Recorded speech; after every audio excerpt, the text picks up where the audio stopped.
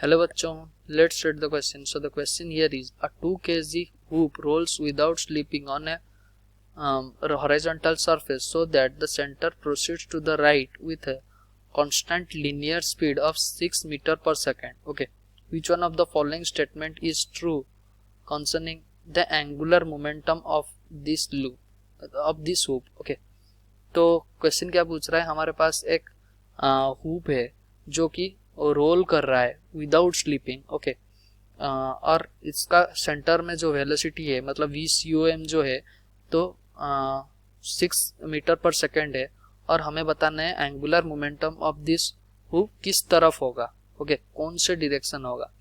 तो अगर हम यहाँ देखें, so the key concept of question here is, हमें क्या पता है एंगुलर मोमेंटम जो होता है इसका फॉर्मूला क्या हो जाएगा. एंगुलर मोमेंटम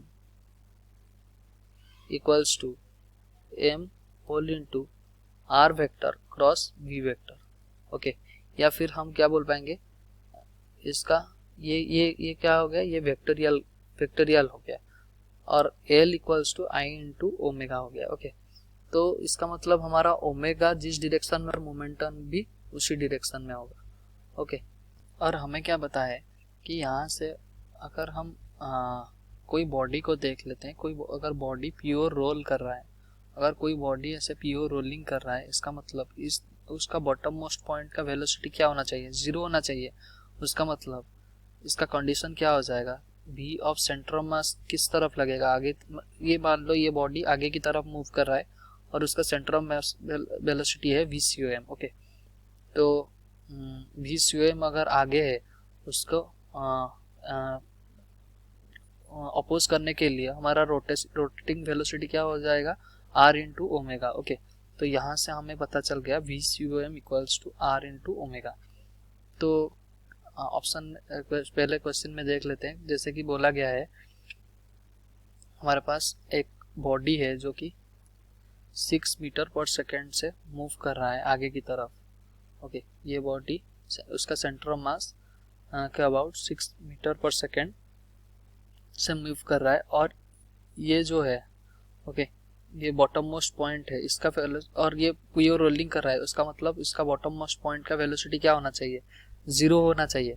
और जो ओमेगा जो जनरेट होगा ये किस तरफ जनरेट होगा, अगर VCOM आगे की तरफ है उसका मतलब रोटेटिंग वेलोसिटी, जो रोटेशन की वजह से जो वेलोसिटी प्रोड्यूस होगा वो यहाँ तक इस तरफ होगा, वो उसके ऑपोजिट प्रोड्यूस होगा. इसका मतलब R इंटू ओमेगा इस तरफ होना चाहिए. उसका मतलब ओमेगा कैसा मूव करना चाहिए, क्लॉकवाइज डायरेक्शन में मूव करना चाहिए. ओके, तो अगर हम एंगुलर मोमेंटम पूछ रहा है इस लूप का, तो ये किस डायरेक्शन में होना चाहिए, तो ये ओमेगा के डायरेक्शन में होना चाहिए. एंगुलर मोमेंटम जो L हो गया ये किस डायरेक्शन में होना चाहिए, L डायरेक्शन, एंगुलर मोमेंटम का direction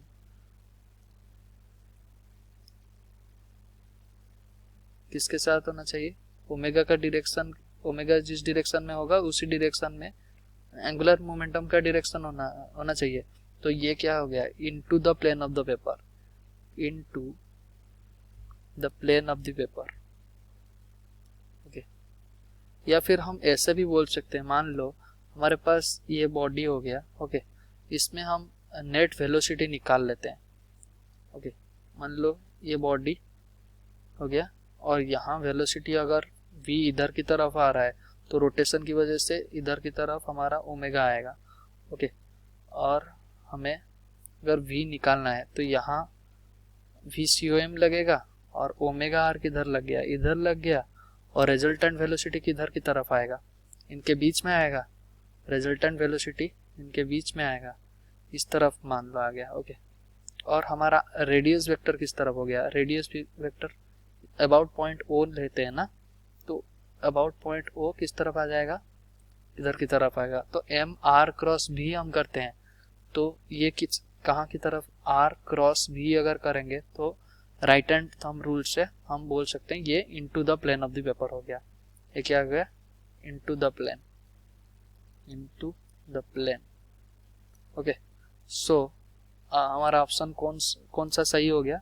it points into the paper. Yes, option A is our correct answer. Hope you understood well. Best of luck. Thank you.